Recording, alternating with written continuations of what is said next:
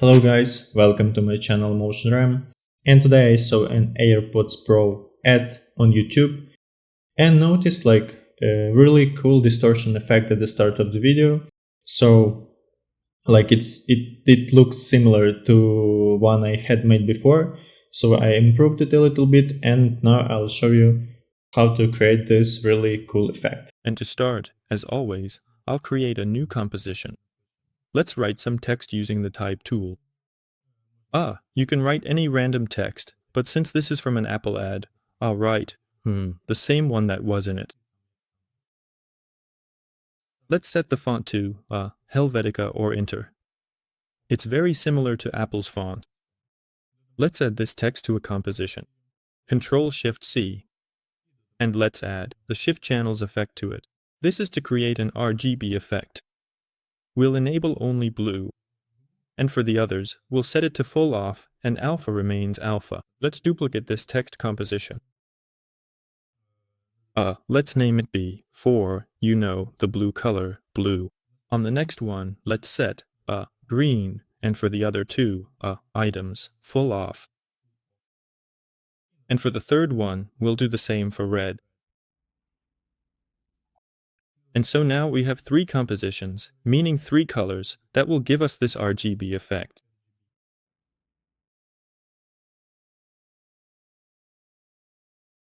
Let's select these 3 compositions, the pre-comps, and set a keyframe on position.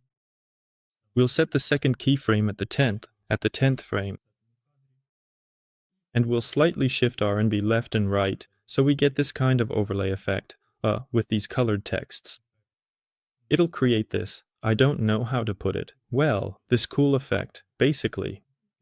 It's commonly called an RGB effect.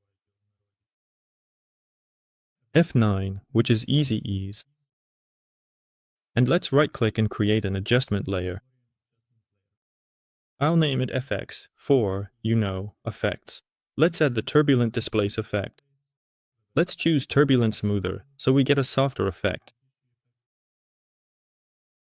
Let's set the size to about 80 and the amount, for now, to 0. So, the amount of this effect, with a size of 80, will start from there. Let's set keyframes on all these stopwatches to animate these effects. And also on evolution. Evolution is so we have some change, some dynamics. And at around the 15th frame, let's set the values. You can use the same ones I do, but I'm doing this a bit more randomly. So you can set any values you want, just so there's a certain change happening, this turbulent displace effect.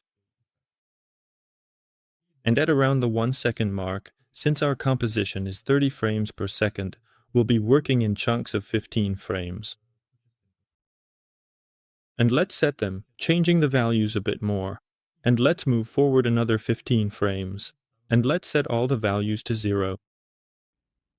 And for evolution, let's set it to 180 degrees.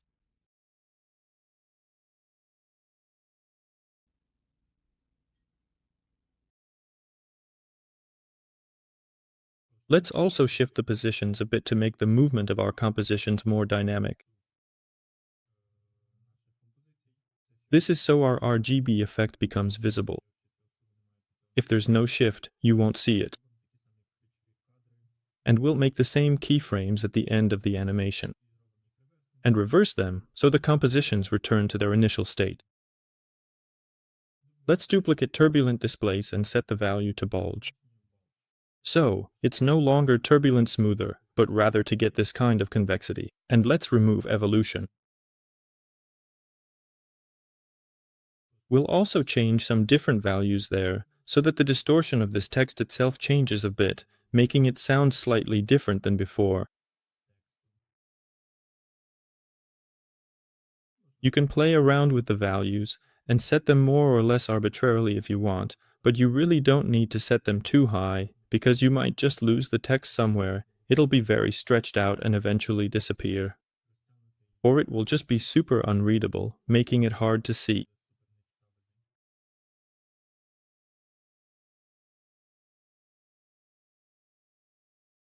And let's also add the optics compensation effect and set a keyframe on field of view to also create a stretch across the screen.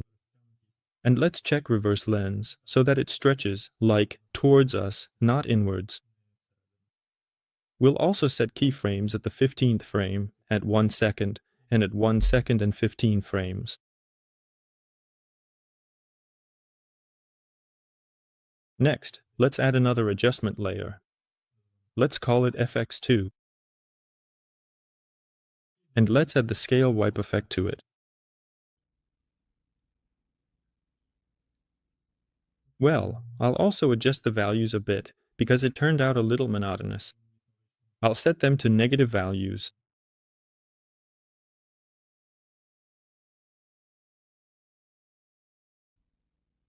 And you'll get this cool stretching, especially on the letter O, on the letter D.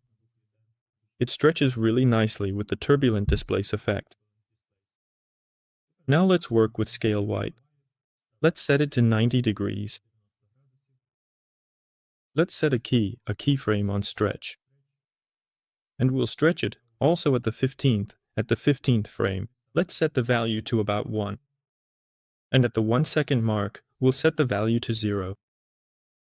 Let's duplicate this effect. But here, we'll set the value to -90 and shift this slider of ours a bit, the position, to control where our effect originates, so that we get this kind of stretching of the text to the right and to the left.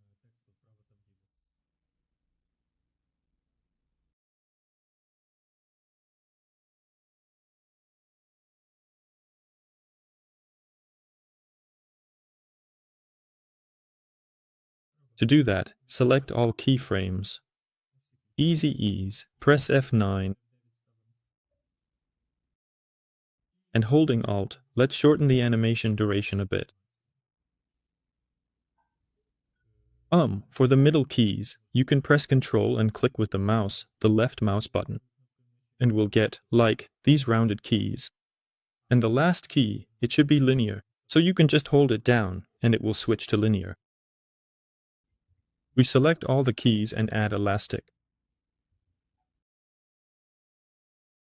And we'll also create an offset like this for our turbulent displace effects, meaning we'll shift them a little to the right. And we'll do the same for the scale wipe effect, so that all these effects happen almost simultaneously, but with a certain offset, so that, well, the effect will look more interesting when it doesn't happen all at once, but kind of gradually, and they'll overlap each other. So you get this cool effect.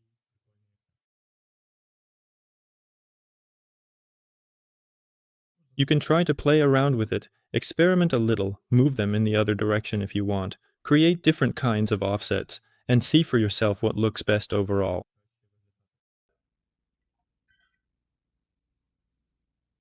You can also just experiment with the values a bit, perhaps to find that perfect moment of slight distortion, but also so it's not too much.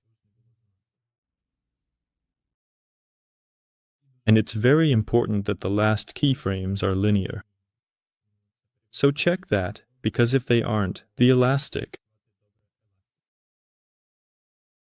In Motion, the one we applied from Motion Tool won't work properly. And the middle keys should also be rounded, meaning we'll have a continuous animation without any hard stop, like what happens with Easy Ease. So, I'll leave the arrangement something like this, and I can see that the animation plays out gradually. The effects kind of overlap a little, but they still execute, like, in sequence. And you get this cool effect, like it's stretching first in one direction, and then in the other. That's why you need to create offsets. This is very important. I'll also make the end of the scale wipe a bit more dynamic, so I get a bigger elastic effect, like this. It'll be like a snap from the elastic.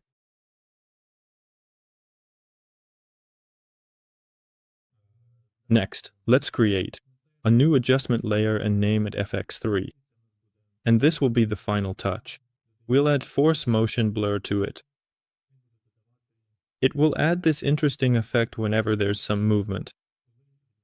Unlike the regular motion blur, which is too simple.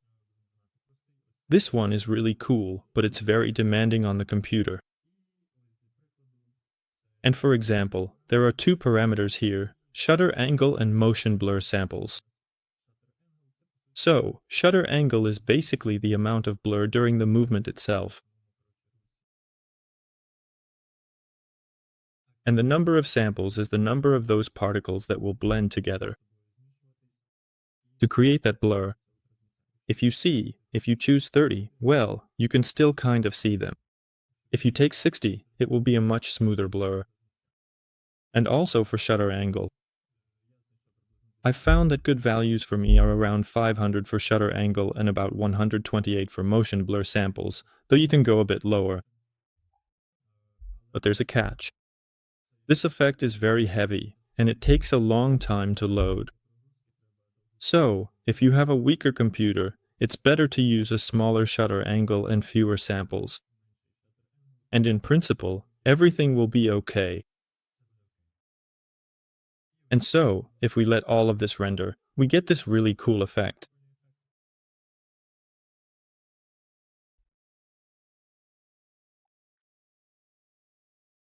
And with that, friends, thank you for your attention. Thanks for watching this tutorial. I hope everything was clear and that you enjoyed it. And, as always, see you in the next lessons.